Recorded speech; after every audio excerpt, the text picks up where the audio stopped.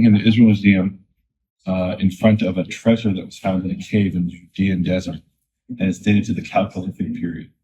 It wasn't far from En Gedi, and you can see here they have what are called mace heads. These were put on a staff, and you could smash someone in the head with it as a weapon, but in this case, it was probably symbolic, and it was a symbol of authority that belonged to a statue of a god. And there's numerous mace heads here. And there's also maces over here. You can see here that normally the mace head was made of some kind of material that would fall apart over time, like wood, but in this case they're made of copper. And this is called the Chalcolithic period because it's the Stone Age, but they also knew how to make copper. Not bronze yet, but copper. And down here is the mat that they found it in, which is unbelievable because this is, they say, like something like 6,000 years old.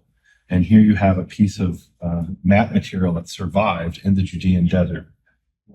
You also have these crowns, which were probably the crowns of these different gods. And this must have come from a sanctuary, from a temple. Now, there is a temple nearby, the Temple of En Gedi.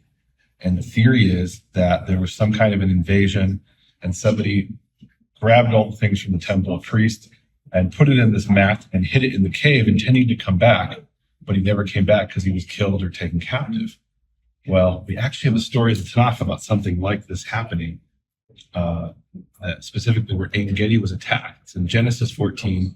It talks about the 4 kings and the 5 kings. The 4 kings invaded from Babylon and they attacked the 5 kings. And it says one of the places they attacked was En Gedi.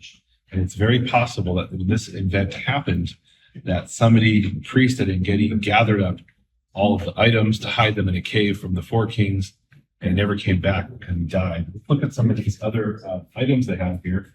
Here you have axe heads. And again, these are symbolic axe heads. You wouldn't be cutting a tree with that, but that was probably an axe head or an axe that was in the hands of a god, of a deity, of some statue. You have some other items here. This is like a pretty nasty mace head with like little spikes. And then here you have one with what looks like a beak and little knobs on it. And you'll see that in other things from this period. You actually see the knobs on top of these maces as well. And look how many maces these are. These are made of copper. I mean, this would be the modern equivalent of billions of dollars of value because copper was very expensive, very valuable. And it probably took generations for people to donate these numerous artifacts to the temple. And then during this one invasion, they took it, put it in the cave, and we found it thousands of years later. I love what this archaeological find is called the Kfar Monash Hoard. There was a farmer in northwestern Israel. He was out in his field, and he was plowing, and he pulls up all of these bronze implements. Remember, before we saw copper. Now, this is actually bronze. Now, what are these? They're obviously scales, but what they're missing is holes. So how did they connect the scales for the armor? And the theory is they had a vest, and the vest had little pockets in it, and they would stick of leather, and they would stick the little pieces of bronze into the vest, and that was the protection. And it was actually a double protection because the leather provided some protection as well. It was sort of a layering. It's interesting because in the Israeli army, one of the things they do is they have what's called a shachpatz, which is a vest, and you stick a plate of ceramic in it.